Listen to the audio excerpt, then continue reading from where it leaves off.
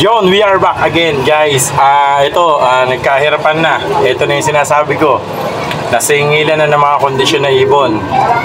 Saka yung mga healthy. Bukod doon sa napalayo ang ikot o ano man nangyaring aksidente.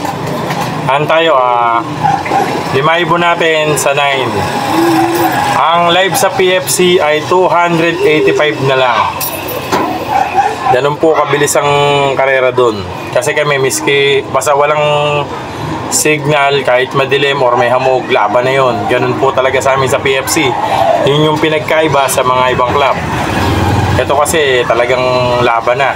Laban ng laban. Kaya laging nagkakaroon na suluhan. Ayun ang maganda lang doon sa nilalaroan natin.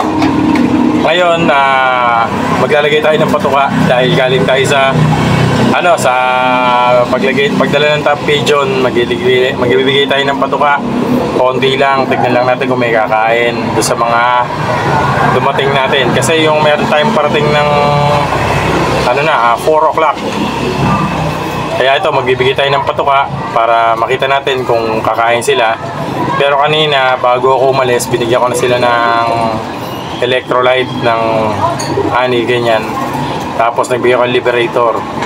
Para lang naman po doon sa iba natin, sa ARPCI, dalawang live natin, 2 ibon. Kaya ayun, medyo maganda laban natin doon. Mabagal lang talaga yung ibon, pero pagka ito napatagal natin ng hanggang bago tumawid, mapapalaban na tayo doon. Yun lang naman yun. Pag umabot kami ng tawid dagat ng 800 lang speed namin, baka sakaling tumawid kami na maganda.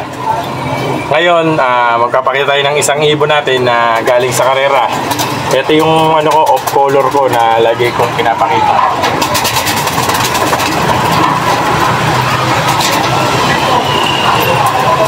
Yan. Off color siya. Maganda ang uwi ng ibon. Ang problema lang talaga, nagkahirapan, pero salamat naman sa Diyos at di tayo na 0 at maganda nilaban ng ibon natin. Kaya sa susunod, mag-training tayo Monday kay ARPCI. Ang mangyayari, kung sino yung healthy, kung magkakaroon ng loading dito sa area namin, mag-load tayo.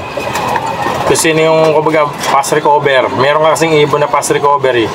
Pagka nakapag-pass recover ibon, load tayo ng Monday, Tuesday, Wednesday, 3 dikit, tapos 2 pahinga.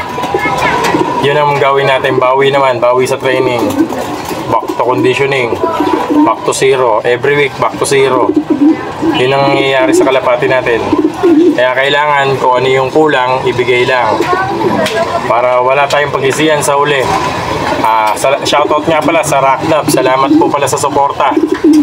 Sa Ballplex, paano mga classmates, salamat!